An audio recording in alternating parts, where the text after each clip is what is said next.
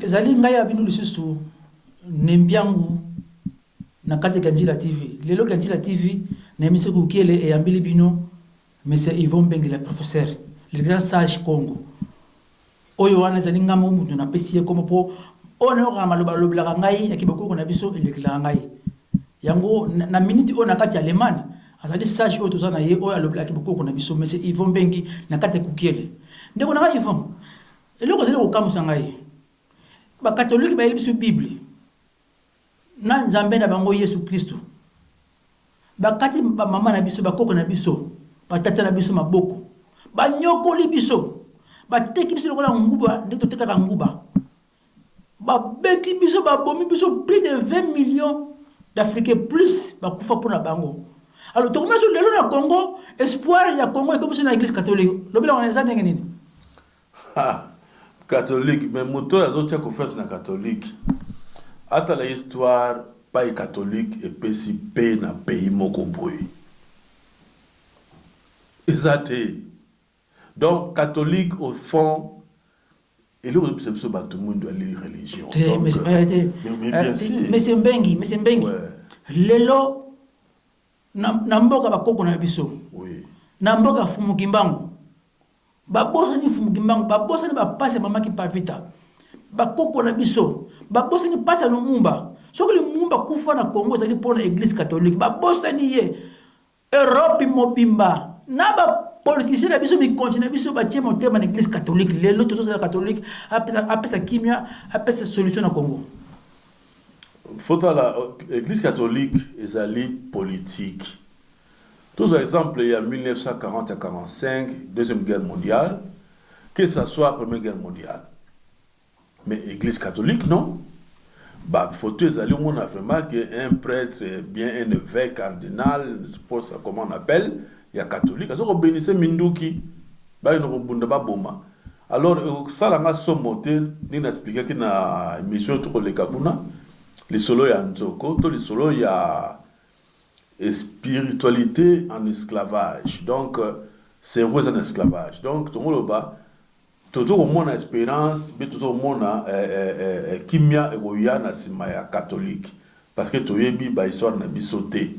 Tout le monde a information ya catholique, tout le monde a moté.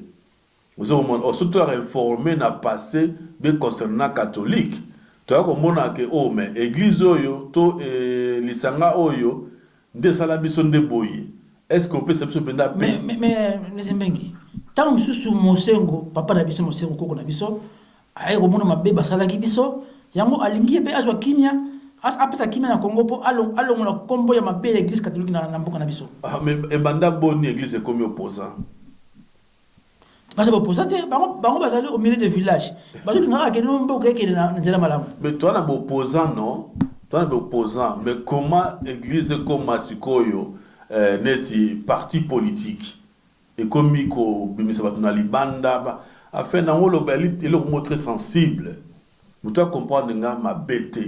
Bien attirer à la place. Pour l'église catholique, on ne peut jamais qui m'a qui m'a en Afrique, qui m'a en Congo, qui m'a en Angola, qui m'a en Congo Brazzaville. Ngai personnellement, ceux qui n'ont pas Kisasa, Toloba, dans la conscience, dans papa, ou dans la famille, dans moi, c'est dans l'intelligence.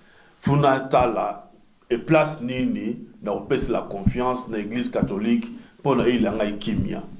Égalité. Mais romona que bana bilara babel la Fumukimbangu mobikisi. Mais par contre juste pas qui est l'église catholique. Ba comme bazomona que nous tous sur la lumière, tous sur kimia l'église catholique. Mais ça phénomène enfin pour maintenant ba leader opposant bazali wana. Pourquoi aucun ne c'est ma évêque. A-t-il ko bamba ya mutu wana mundele oya beta ki bakoko no bafimbo oya kumbe bakoko no esclavage ola na simake afena éviter pour nga personnellement européen le côté pour na éviter pas monsieur Mosengo bien de enfin babenga kombo nango nini mundele ndombe no mundele ndombe natalaka de nema nini vidéo moka Mobutu et ba ne afaku tout ba kokola qui catholique. Tout le monde a Mobutu. Lelo na ndenge ozomona lelo pona yo lelo. Position to ça na Congo. Est-ce que l'église catholique avantage nous ali nini pona kosala kimia soki ye mutu abomaka bakoko na biso soki pona ye mutu pona ye lelo Afrique ezali boye est-ce que akoko corriger lelo na ndenge nini lelo poto tout na sima na est-ce que il faut sala poto sala ke bamboka na biso ekoma kimia faut que église catholique oyo azalina non c'est l'église catholique te yango naza komituna au juste oyo azali na opposant il faut bien apesa appui na leader na ye opposant mais pourquoi catholique pourquoi évêque pourquoi ozomona li question moko c'est un peu bizarre mais ça m'étonne pas bon mais ngana ko comprendre mususu yali po balo kimia ezaka na nzela ya Yesu Kristo Yesu ne mutu azali lumière ya mokili mobimba yango église catholique moni que non ngonga oyo fo Congo pe etambla na nzela na yango moko fo pesa ngo kimia yango bakomi contre gouvernement place yango basangani na ba opposant po ba pesa kimia na Congo pona yo ozomona ka toujours que l'église catholique donc ki basaka na nzela te ba on a place wana te automatiquement na invité bande ko bazolanda ngai o balina ma o batanga o komona penza que non so sana donc tant opposé ezali parti politique opposé ezali donc église ça joue pas un grand rôle ezali pe pas mingi na bande ko na biso africain moto moyindo po soki to zongi na sima na histoire et aussi la passe mingi na biso ba to comprendre to ba to oyo zo mona bande ko na Europe basangani po ba na sima église catholique mais ngana yebi que église catholique ekopesaka jamais kimia na Congo et pesaka jamais kimia na Angola jamais na Gabon jamais na Afrique du Sud jamais parce que église mbangiste pesaka pardon église catholique pesaka no kimia te et kopesaka kimia jamais yango na zo senga na bande ko na ngaba za na Europe bana bilaka botika ko la église catholique ezo na mama na distraction banda basalaki banda babomi ndeko na biso jeune na biso Rossi balobi susu lelo tomoni ke na Afrique du Sud na Congo église catholique ezana intérêt moko na kati ya Congo te po ekoma na kimia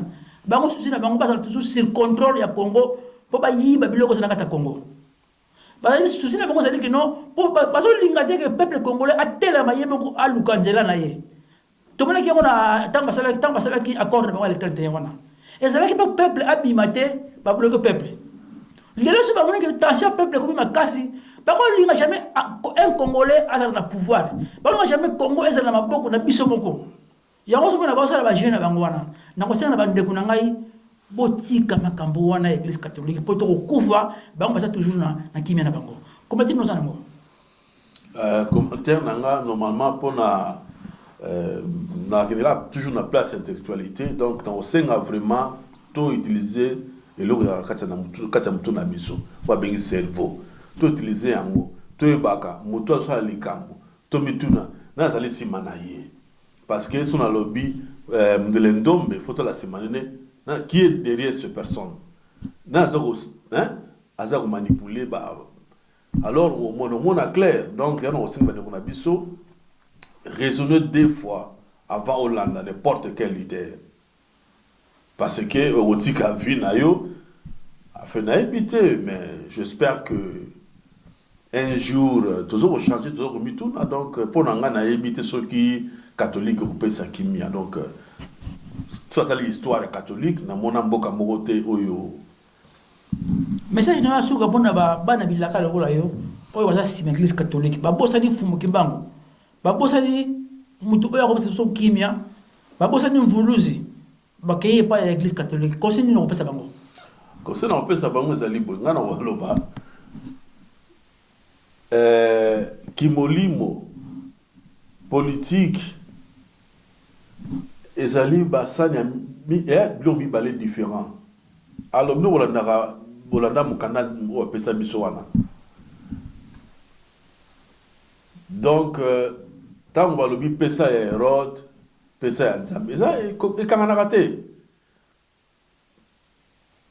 mutu ali dirigeant spirituel na biso ezali fumu kimbangu so landaka fumu kimbangu okomona ke pokota na sima ya mutu catholique na raison que nous sommes paix alors hali nzinga na kimolimo banda église catholique banda colonne tango ya esclavagisme bakotaka na mboka na biso na Afrique. Eloko nini malamu oyo Église catholique esalela biso mpona kosukisa mission na biso? Mpo na ngai kaka ya mabe nayebi te soki mosusu bazwa ya malamu kaka ya mabe. Donc la déesse, la reine Mama Kimpavita akufa na maboko ya bato ya civil te, akufa na maboko nsima kaka ya baeglise catholique. Bakombo ezali ebele. Donc kotia susu confiance vraiment kati ya bato wana eza lokola oza kotika violer na mboka na biso. Yango bana bilaka soki lelo tozali na pasi tomoni ke mikakata mekoti na nzela lelo mbula o tokozala sur contrôle ya mindele te, mais tokolobaka toujours biso moko mpe tozali bomoko te. Bambuta na biso baza kotambusa ki biso baza bomoko te. Yango na kosenga na bambuta ni surtout bokoma eloko moko po soki bozalaki eloko moko de makambo ezosalama lelo na Église catholique osalama te, mais okomona mpe bino susu bozali kotambusa kombo ya mfumu kimbangu bokomisa lokola kombo ya Jésus bokomisa susu na baintérêt na bino personnel bino bambuta na biso oyo boza kotambusa kibonzame na biso. Donc bozwika kibonzame na biso ekomi kaka lokola ya bakatholike ya baprotestant mpo bozali bomoko te. Soki lelo Afrique eza kodinda te sikoyo kodinda ezali bino bambuta oyo bozana kombo ya mfumu kimbangu bozali bomoko te. Yango tokosenga na bino bokoma eloko moko bokoma bomoko mpo totombola mabele ya Afrique na liboso. Bandeko na ngai ezali ngai Nempiango ndeko na bino naza kolobela toujours kibongoto na biso kibiso tokomi mbala suka bola na biso na nzela kaka toujours ya Kianzila TV Kukiele Matondo Kukiele yango yo émission na bino yango yo kasi bokoleka na plateau ya Nempiango akoyamba bino mpo boya kofungula bayindo biso bolamusa bango po bayeba kibo bango oya kotala oya koyoka oya komona kimona meso Kukiele ekolobisa onini tozonga na nzela oyo tobungelaki oya kotala oya koyoka zasu na tango ya kolala te ekomi tango biso po tolamuka moto oyo tolamuka Kukiele ningi yo ozala ndenge nini futuka wana ya pambo ya bidila Kukiele yepo azongiso na nzela wana po ozonga na nzela bosolo na yo Kukiele yango ye Kukiele ye na tongo po elamusa yo kibo biso Kukiele nde ekati makambo biso to Kukiele, votre émission de toujours Kukiele